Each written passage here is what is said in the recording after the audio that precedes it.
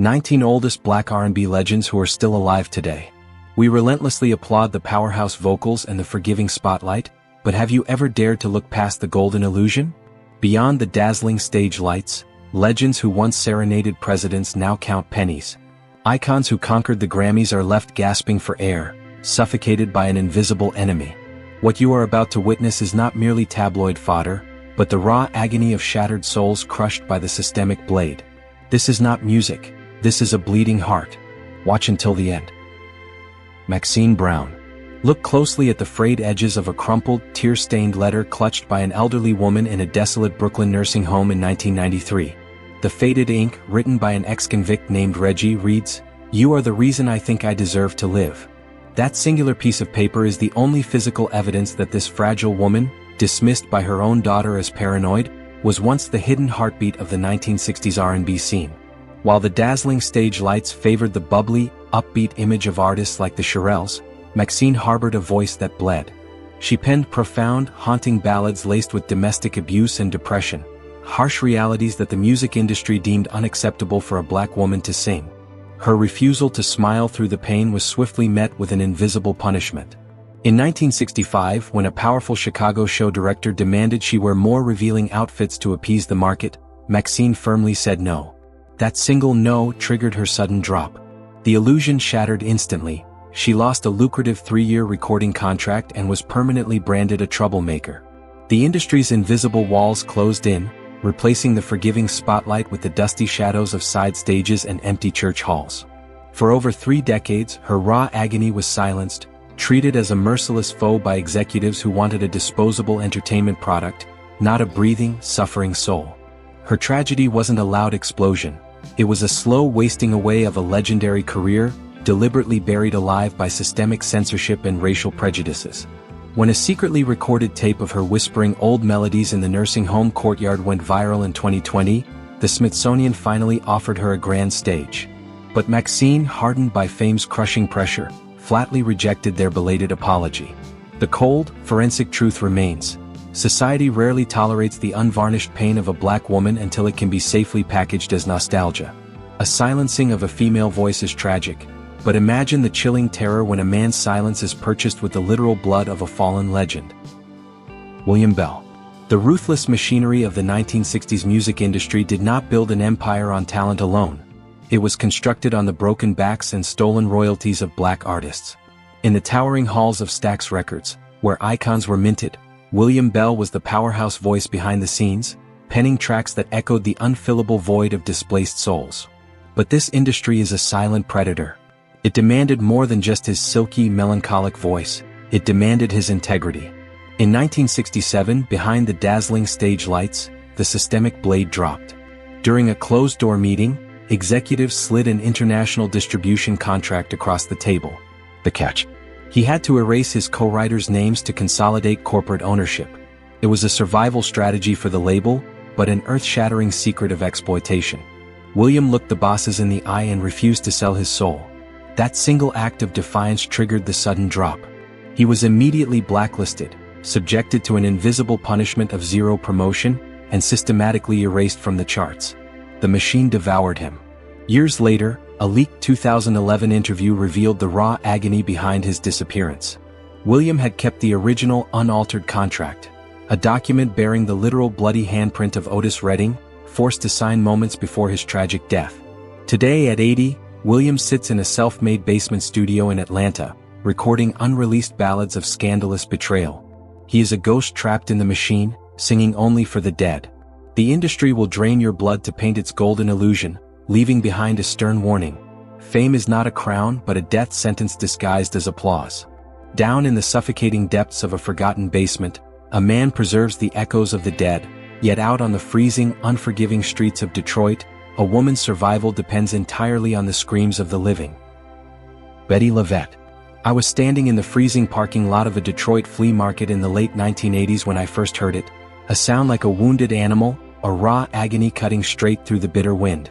There she was, huddled in a frayed coat, hawking her own vinyl records from a rusty fold-out table. She wasn't a polished icon of the golden illusion. She was a struggling waitress who had been repeatedly stabbed by a systemic blade that preferred compliant, easily controlled dolls over a genuine powerhouse. As I watched her silently study the faces of indifferent passers-by, her eyes holding the terrifying weight of an unfillable void, I felt the shivering cold of her reality. She was the eternal backup plan, a woman who debuted at 16 only to face a sudden drop into the suffocating grip of alcoholism, forced to teach music to neighborhood kids just to survive. We, the oblivious fans in the crowd, didn't know about that freezing 1982 night when she woke up lost in a stranger's cab with just $2 to her name. We didn't know that the Vietnam veteran driver recognized her invisible enemy, refusing her money because he saw a kindred, battle-scarred survivor. When I finally saw her on television in 2005, standing center stage at the Kennedy Center and bringing top artists to tears with her shattered voice, it wasn't a comeback, it was a visceral exorcism. She stood in the dazzling stage lights, hurling decades of invisible punishment back at the Hollywood elite. Today, at nearly 80, she sits completely alone backstage after every show, stripped of PR or makeup. Her screams were never meant to warm us. They were merely the desperate embers of a furious fire burning out just before the stage lights snapped to black. A solitary silhouette fading into the dark is a familiar, heartbreaking industry tragedy. Far more insidious, however, is the toxic venom that seeps into the spirit when a star mistakenly invites the ultimate predator directly into the sanctuary of her own home. Candi Staton. In 2015, a frail woman hidden beneath a wide-brimmed hat sat completely alone in a taxi, quietly absorbing a doctor's devastating verdict: early-stage Alzheimer's. There were no flashing cameras, no managers, just the chilling speculation of what would happen when the melodies faded from her deteriorating mind. "If I forget my song, will I still be me?" she whispered, her raw agony palpable as a silent predator began systematically erasing her very identity. This broken figure is Candi Staton, the powerhouse voice behind the ultimate dance anthem, Young Hearts Run Free. The world bought into the golden illusion of a disco queen dispensing empowering advice to broken hearts. Yet, her own timeline was a brutal reverse tragedy. Before the quiet twilight of her illness, she endured a sudden drop through 6 toxic romances that mirrored the domestic violence of her childhood. She was trapped by the systemic blade of an industry that treated her as a tight-dressed commodity, pushing her into the arms of manipulative men. One husband, a celebrated pastor with a picture-perfect public image, physically locked her inside a recording studio for 2 days just to force a religious track out of her. Another spouse ruthlessly sold off all her master recordings to fund his stock market gambling, leaving her financially ruined and gasping for air. She spent her golden years desperately searching for love, only to find scandalous betrayal at every turn. Now, secluded in a simple living room with only a piano and memories that fall like dead autumn leaves, her soul has essentially vanished before her body has even given out. True love is never a glittering prize to be purchased, but a fragile phantom we chase until our own minds inevitably betray us. A fading memory quietly consumes the spirit behind locked doors in agonizing slow motion. A violently collapsing body, however, instantly turns the deafening center of a crowded performance into an inescapable, terrifying medical crime scene. Jean Knight. The dusty wooden floorboards of a New Orleans backstage area in 1989 absorbed a terrifying secret. They felt the desperate, violent tremors of a woman collapsing, her shaking fingers frantically trying to trace the word "help" into the grime. This was the raw agony of Jean Knight, the powerhouse voice behind the empowerment anthem Mr. Big Stuff. The world saw a golden illusion of a fierce, unyielding star, but the cold microphone she left behind knew the truth of her sudden drop. She was violently trapped by the systemic blade of commercialism, strictly forbidden to sing about the domestic abuse she endured. Executives bluntly claimed that black women singing about pain didn't sell, treating her like a voiceless doll rather than a breathing witness. When the merciless foe of a mild stroke finally struck her down, the organizers prioritized the waiting crowd over her labored breathing, cruelly delaying her emergency rescue. Today, she resides in a small Baton Rouge apartment, running a restaurant and organizing quiet safe havens for abused women. Yet that New Orleans stage floor remains perfectly still, a silent, chilling monument to an industry that would rather watch a star physically shatter than allow her to sing her bleeding truth. What happens when a goddess outright rejects the very altar built for her? The punishment is a swift, icy burial in the corporate archives, erasing a generational talent just for daring to be too holy for a corrupted world. Brenda Holloway. The golden illusion of Motown was built on total compliance, but a single spoken "no" is all it takes to trigger an irreversible avalanche.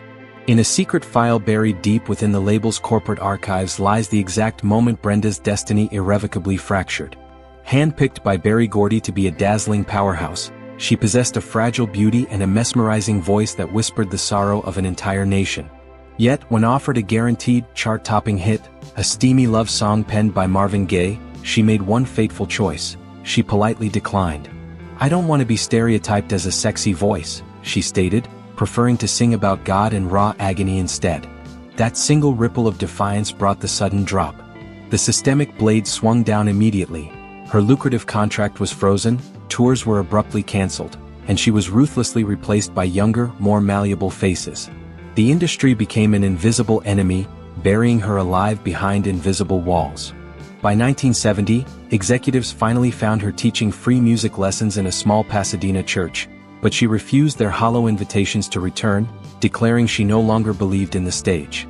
Today, she lives quietly with her sister and a blind dog, pouring her unfillable void into handwritten diaries every single night.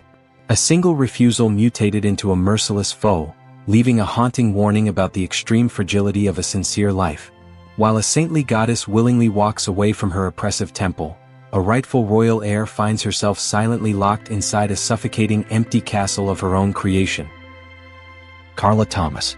Long before she vanished into the rural Arkansas countryside, a relentless silent predator had already begun devouring the mind of Stax Records' beloved princess. Raised in the towering shadow of a musical dynasty, she was suffocated by the golden illusion of a flawless, obedient royal, constantly told that princesses do not discuss gritty realities. The devastating death of her close partner Otis Redding did not just break her heart. It unleashed an earth-shattering secret of severe depression that she desperately tried to weave into her lyrics. However, when she attempted to sing her raw agony about female sexuality and single motherhood, the systemic blade of a male-dominated industry swiftly silenced her. Executives demanded a polite, unproblematic doll, aggressively enforcing invisible walls around her true artistic identity. Her mental state, already heavily compromised and wasting away, completely shattered during her sudden drop in 1971. Discovering she had been disrespectfully demoted to the bottom of a reunion concert lineup and mockingly dubbed an old appetizer, the humiliation was the final, fatal blow to her psyche. She evaporated without a single goodbye letter or explanation, swallowed whole by her own paranoia and despair. Today, this former powerhouse resides in deep obscurity with her cousin, quietly tending a lavender garden and listening to Otis Redding vinyl records on rainy afternoons.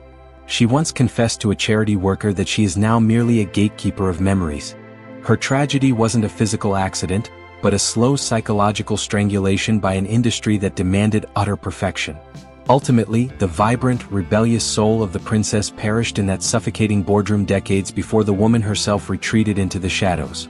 A stolen name leaves no visible physical bruises, yet it violently erases a breathing artist from the very history books her own vocal cords helped write.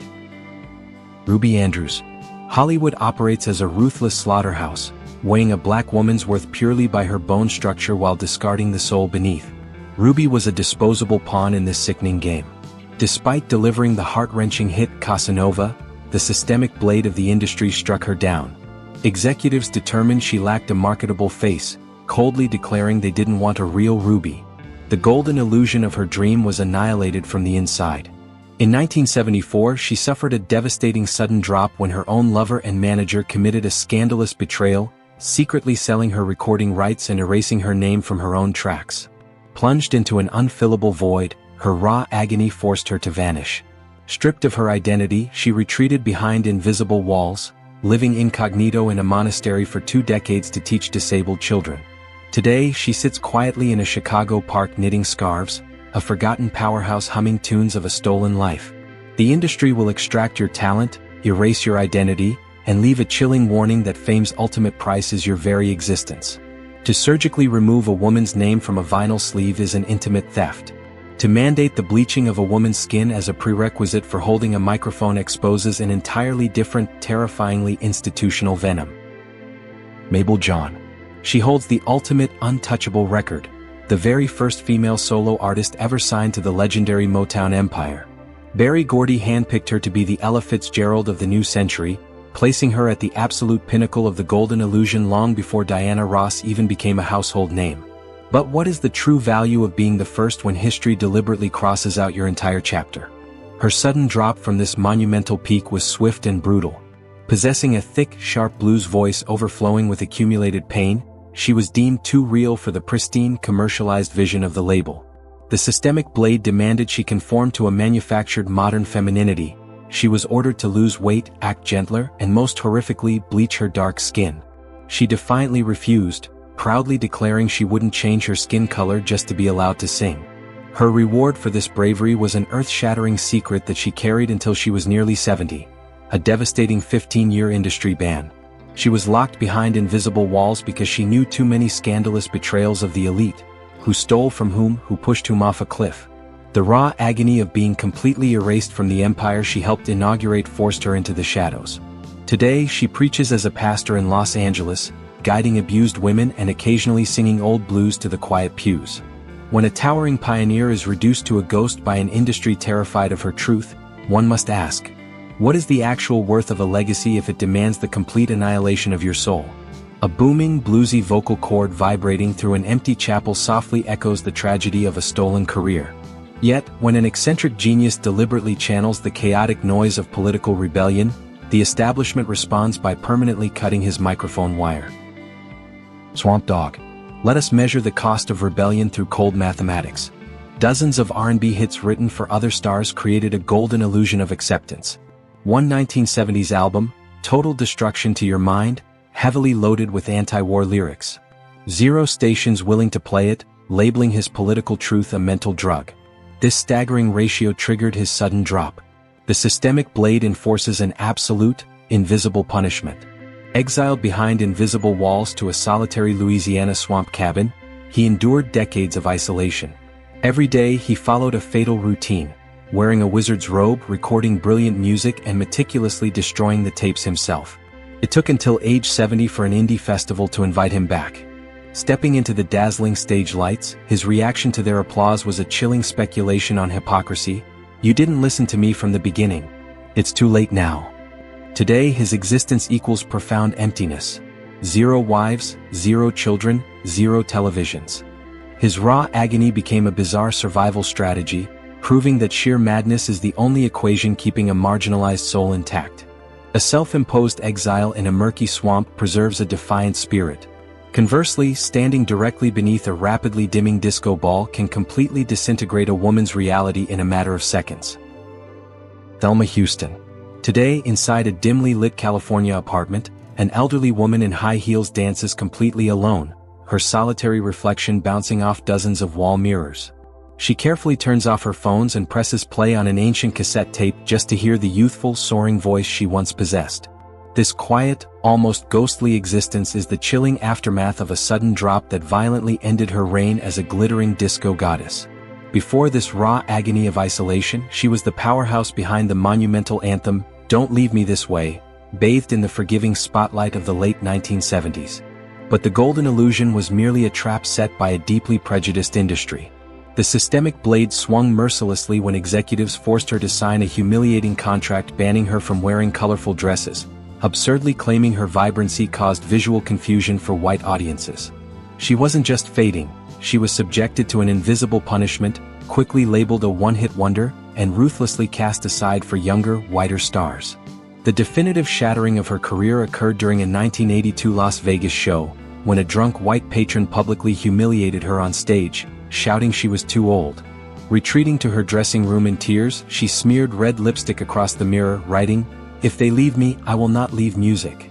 True glory is desperately fleeting, leaving behind only the haunting echoes of a crown we once believed was indestructible. While one resilient queen desperately clings to the fading echoes of her own voice in isolation, a loyal soldier is left standing completely numb in a sprawling graveyard of his fallen brothers. Otis Williams. We begin at the end, a chilling 2002 afternoon in a silent cemetery, where a lone aging man sits quietly before 3 cold headstones. He gently places a small radio on the grass, pressing play to let the familiar, upbeat harmonies of My Girl wash over the graves of David Ruffin, Paul Williams, and Eddie Kendricks. He sits completely still for 3 hours, eyes tightly shut, speaking only to the dead. This is the raw agony of Otis Williams, the sole surviving architect of the legendary Temptations. To the world, they were the pinnacle of the golden illusion, a powerhouse boy band sweeping across America under dazzling stage lights. But while we applauded their synchronized spins, we ignored the sudden drop that awaited almost every member. Otis witnessed his closest comrades succumb to the silent predator of addiction and the merciless foe of illness. Fame's crushing pressure turned their glamorous lives into tabloid fodder and tragic obituaries. Otis was the only one who never walked away, never spiraled, and never abandoned the group. Yet, his survival strategy cursed him with an unfillable void. He is the last soldier of a broken army, burdened with the invisible punishment of remembering. Today he still tours with younger replacements, his stark white hair a sharp contrast to their youth, returning to his hotel to write quietly in his diary. "I am the last one," he writes. "All empires eventually crumble into dust, leaving only fading echoes to remind us that glory is merely a fleeting ghost. A fading echo carried by the wind into the silence of a grave is a profound tragedy. However, when a heavenly voice is intentionally suffocated by the heavy, iron doors of political censorship, the silence becomes a deafening act of war."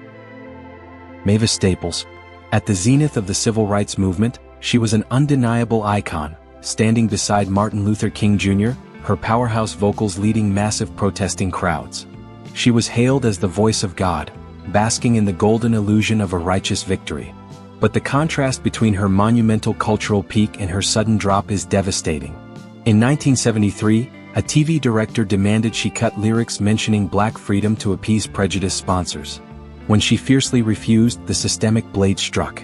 The illusion shattered. She was unceremoniously dropped from the lineup for nearly 3 years, subjected to an invisible punishment. She was exiled behind invisible walls, confined to her father's old Chicago house, cooking for herself and singing to empty rooms. Today, in her 80s, she remains unmarried and childless, spending her mornings walking around the park humming old melodies. It is an unfillable void she embraced rather than compromising her soul. Does towering fame even matter if it demands your absolute silence? A solitary voice stubbornly echoing in a quiet park preserves a noble truth. Conversely, when a mystical intuition accurately whispers a chilling future, the public responds not with awe, but with terrifying, targeted destruction. Dionne Warwick. Zoom in on the blinking red light of a 1990 television camera. That tiny bulb captured an earth-shattering secret that dismantled her golden illusion. Despite selling 100 million records as a powerhouse icon, she harbored a genuine psychic intuition. Backstage at the Psychic Friends Network, she softly predicted a horrific accident involving a crew member's relative. When the tragedy occurred exactly as described, the sudden drop was immediate. Terrified by her gift, the press turned her into tabloid fodder, cruelly branding her a spiritual profiteer. The systemic blade exiled her to an invisible punishment. She vanished behind invisible walls into a quiet New Jersey house, raising dogs and listening to old records. The cold reality stands. Society embraces a singer's heartbreak, but ruthlessly destroys the prophet who sees it coming. Can a seer's quiet retreat protect a fractured soul? Observe the terrifying devastation when an empire is legally stolen, not by strangers, but by the one sworn to love you. Gladys Knight. Let us calculate the terrifying arithmetic of absolute betrayal. $0 in royalties. 1 stolen identity. 36 months of grueling, tear-soaked litigation. The Empress of Soul was the absolute pinnacle of the golden illusion, overwhelming the globe with her fierce, proud elegance. Yet, her sudden drop was not orchestrated by a faceless record label, but by the very man who once shared her home. In 1980, following a divorce, her ex-husband secretly weaponized the systemic blade of copyright law, registering her own name to hijack the profits from her shows. Plunged into horrific raw agony, she faced an unfillable void of financial and emotional bankruptcy. While the public saw a towering powerhouse, a stagehand witnessed the chilling reality. She would sit in total isolation backstage, stripped of managers and phones, clutching only a Bible and her mother's photograph. She was forced into court just to reclaim the right to exist under her own name. Today, living quietly with her granddaughter, she retains the one asset they couldn't steal. True fame is a brutal equation where misplaced trust subtracts your life's work, leaving sheer endurance as the only remaining value. While a hijacked signature drains an empire in the sterile quiet of a courtroom, the deafening terror of losing an entire bloodline in rapid succession can completely obliterate a star's sanity before she even reaches the microphone. Patti LaBelle. The fiercest powerhouse of the golden illusion was secretly consumed by a silent predator of insurmountable grief. In just 7 brutal years, death ruthlessly claimed her mother, 3 sisters and her manager. This sudden drop into an unfillable void completely fractured her mind. After flawlessly belting Over the Rainbow, she collapsed backstage, having starved herself for 2 days in raw agony. Today, trapped inside a massive mansion, she obsessively keeps every single light burning all night to escape the suffocating darkness. The more people clap, the more afraid I am of being truly alone, she confessed. Her spirit essentially died from panic long before her exhausted body ever hit the stage floor. While one legend cowers under blazing house lights to escape the invisible ghosts of her past, another had to physically crawl through the literal fires of a bloody marital hell just to buy her own freedom with a handful of loose change. Tina Turner. She faded into the absolute silence of the Swiss Alps, a powerhouse dismantled by the merciless foe of kidney failure and deafness. Before she was the untouchable legend who demanded visitors turn off their phones, she was a prisoner. The golden illusion of her early career masked her raw agony, beaten, burned with cigarettes and forced to perform while bleeding. Her sudden drop brought a Dallas hotel suicide attempt. Yet, she escaped that hell with exactly 36 cents, reinventing her destiny. She died a silent, unbreakable mountain. Can true peace only exist when the world's noise is finally shut out? Physical escape requires a few coins, whereas escaping the chemical prisons of our own making demands a miraculous resurrection from the literal gutter. Smokey Robinson. Imagine standing on a freezing Harlem street in the mid-1980s, only to discover a man weeping in the gutter, mumbling "tracks of my tears." The golden illusion instantly shattered. It was the Motown poet himself, consumed by the raw agony of cocaine addiction. By day he was a powerhouse icon. By night he endured a devastating sudden drop, wandering like a ghost for his next fix. He surrendered his voice, wife and friends to an invisible enemy. Following a horrific overdose, he clawed his way through rehab. Today in his 80s he meditates quietly, shutting off his phone at dusk. Still, the memory of him broken on the pavement proves that the brightest stage lights can snap to suffocating blackness. Rising from a chemical abyss restores physical senses, whereas being born into utter darkness often gifts a transcendent vision that illuminates the entire world. Stevie Wonder. Focus closely on the spinning magnetic reels of a tape recorder inside a stark 1973 hospital room. That machine captured not a soaring melody, but the fragile, rhythmic thumping of a heartbeat.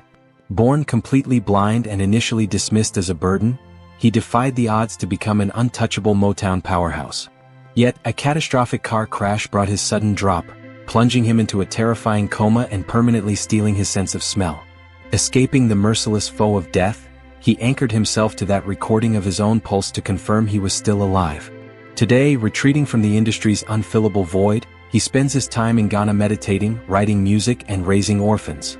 He possesses no sight, yet his vision is flawless. Are we truly seeing the world, or are we the ones stumbling blindly through the dark?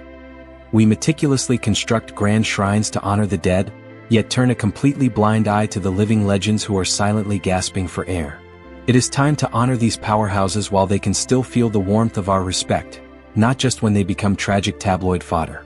If this raw agony shattered your illusion, leave a comment and share this video to break the silence. Let us ensure these bleeding hearts never have to face the dark alone again.